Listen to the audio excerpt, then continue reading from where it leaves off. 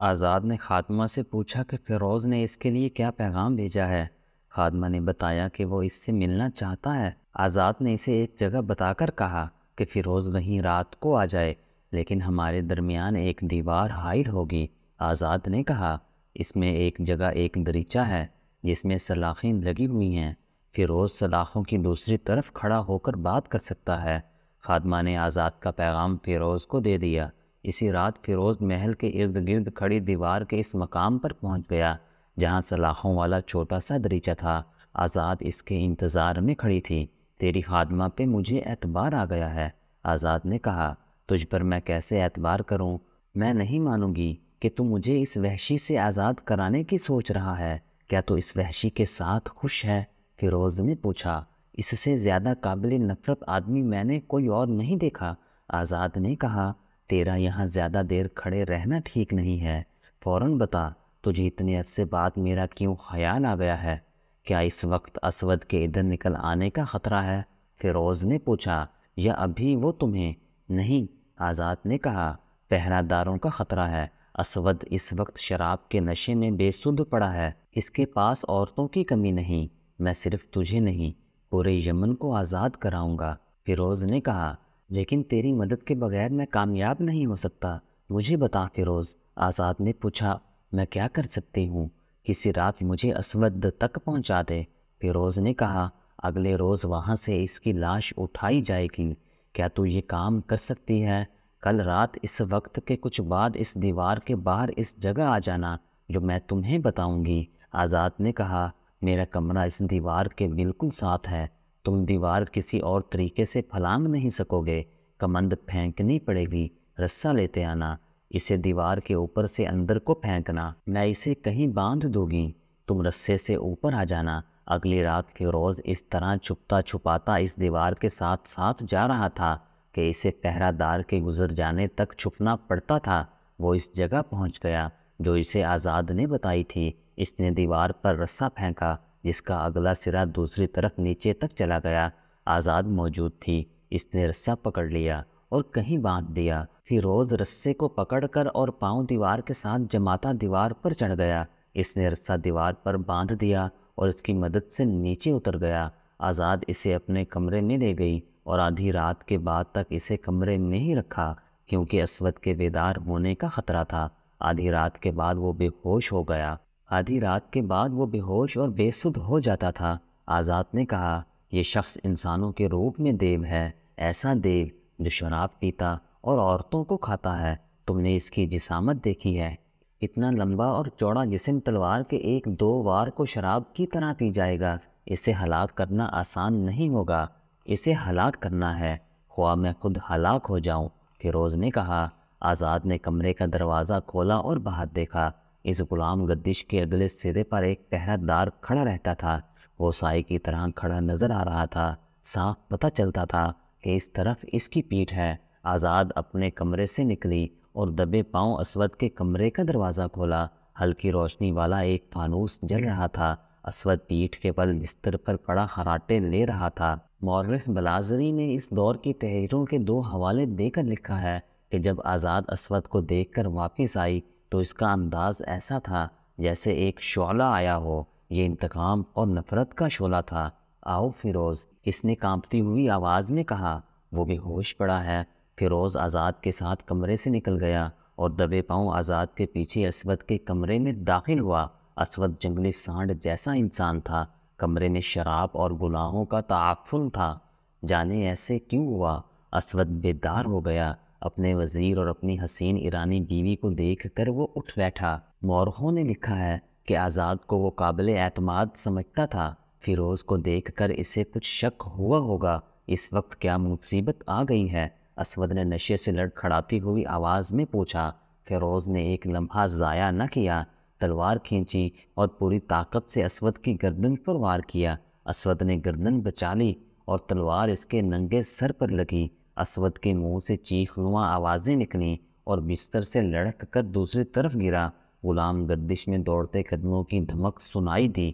آزاد تیزی سے باہر نکلی اور دروازہ بند کر لیا۔ پہرہ دار دوڑا آ رہا تھا۔ آزاد نے تیزی سے آگے بڑھ کر پہرہ دار کو روک لیا۔ کمرے سے اسود کی ہلکی ہلکی آوازیں آ رہی تھیں۔ واپس اپنی جگہ چلے جاؤ، آزاد نے پہرہ دار کو تحکمانہ لہجے میں کہا۔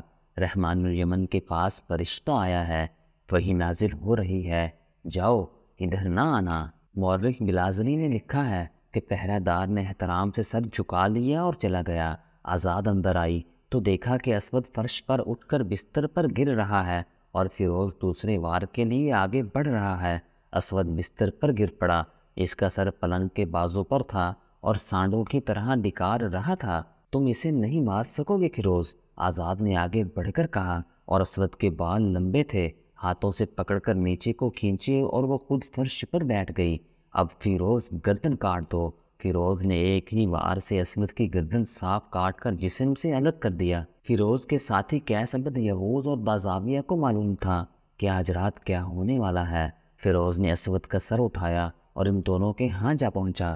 محافظوں اور پہرہ داروں کو رحمان الیمن کے قتل کی خبر ملی تو انہوں نے محل کو محاصرے میں لے لیا۔ آزاد فیروز کے ساتھ رہی۔ محل میں بھگدڑ مچ گئی، حرم کی عورتوں کا ہجوم چیختا چلاتا باہر کو بھاگا۔ ادھر رسول اللہ صلی اللہ علیہ وآلہ وسلم کے بھیجے ہوئے قیس بن حبیرہ اور دبر بن یحانس سرکردہ مسلمانوں کو بغاوت پر آمادہ کر چکے تھے اور دن رات زمین دوز سرگرمیوں سے مسلمانوں کے حوصلے بحال کر چکے تھے۔ اگلی صبح صادق میں کچھ وقت باقی تھا۔ محل کی چھت سے اذان کی آواز بلند ہوئی۔ لوگ حیران ہوئے کہ محل میں اذان۔ لوگ محل کی طرف دوڑے۔ اسود کی فوج حکم کی منتظر تھی، لیکن حکم دینے والا قیس عبد یغوث تھا، وہی سپہ سالار تھا۔ اس نے فوج کو باہر نہ آنے دیا۔ اسود کا سر محل کے باہر لٹکا دیا گیا۔ محل کی چھتوں سے للکار بلند ہو رہی تھی، ہم گواہی دیتے ہیں کہ محمد صلی اللہ علیہ وآلہ وسلم اللہ کے رسول ہیں اور اسود عنسا کذاب ہے۔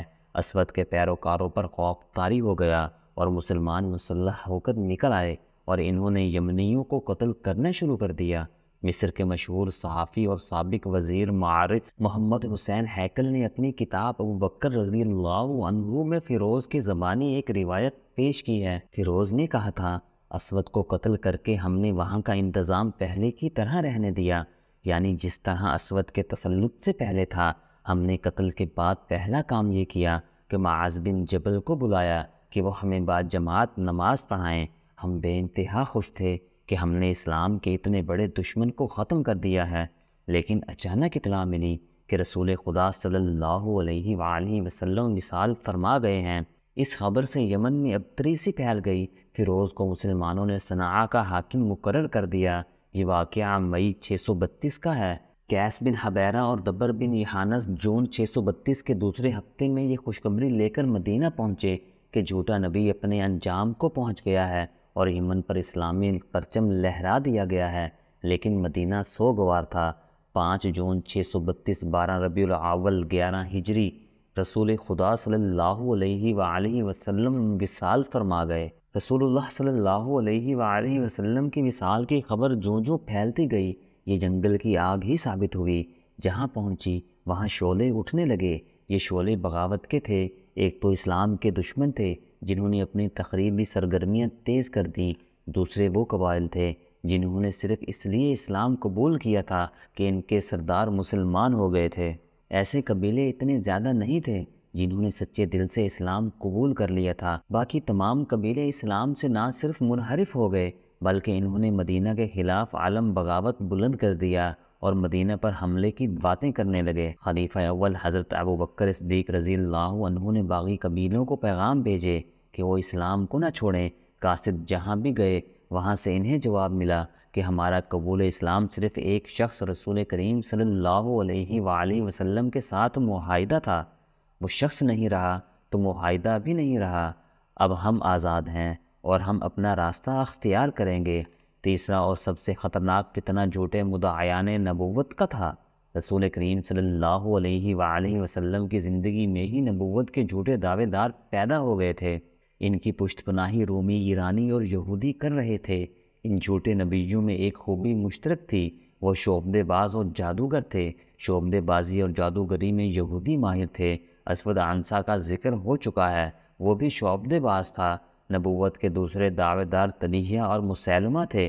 مسیلمہ خاص طور پر شعبدے بازی میں مہارت رکھتا تھا۔ ایسے شعبے پہلے کوئی نہ دکھا سکا تھا۔ مثلاً وہ پرندے کے پر اس کے جسم سے الگ کر کے دکھاتا، پھر پرندے اور پروں کو اکٹھے ہاتھوں میں لے کر اوپر پھینکتا تو پر پرندے کے ساتھ ہوتے اور وہ پرندہ اڑ جاتا۔ مسیلمہ بدصورت انسان تھا، اس کے چہرے پر ایسا تاثر تھا جیسے یہ انسان کا نہیں حیوان کا چہرہ ہو۔ خد و خال بھی حیوانوں جیسے تھے۔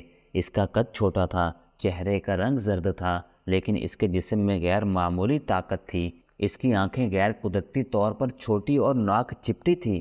یہ ایک بھدے آدمی کی تصویر ہے جسے کوئی بدصورت انسان بھی پسند نہیں کر سکتا، مگر جو عورت خواہ وہ کتنی ہی حسین اور سرکش کیوں نہ ہوتی، اس کے قریب جاتی تو اس کی گرویدہ ہو جاتی اور اس کے اشاروں پر ناچنے لگتی۔ مسیلمہ نے رسول اللہ صلی اللہ علیہ وآلہ وسلم کی زندگی میں ہی نبوت کا دعویٰ کیا تھا اور 2 قاصدوں کے ہاتھ ایک خط ان الفاظ میں لکھا تھا: مسیلمہ رسول اللہ کی جانب سے، محمد رسول اللہ صلی اللہ علیہ وآلہ وسلم کے نام، آپ پر سلامتی ہو۔ واضح ہو کہ میں رسالت میں آپ کا شریک بنایا گیا ہوں، لہٰذا نصف زمین میری ہے اور نصف قریش کی، مگر قریش انصاف نہیں کر رہے۔ رسول اکرم صلی اللہ علیہ وآلہ وسلم نے خط پڑھا اور قاصدوں سے پوچھا کہ مسیلمہ کے اس عجیب و غریب پیغام کے متعلق ان کی کیا رائے ہے؟ ہم وہی کہتے ہیں جو خط میں لکھا ہے، ایک قاصد نے جواب دیا۔ خدا کی قسم، رسول اللہ صلی اللہ علیہ وآلہ وسلم نے کہا، اگر قاصدوں کے قتل کو میں روا سمجھتا تو تم دونوں کے سر تن سے جدا کر دیتا۔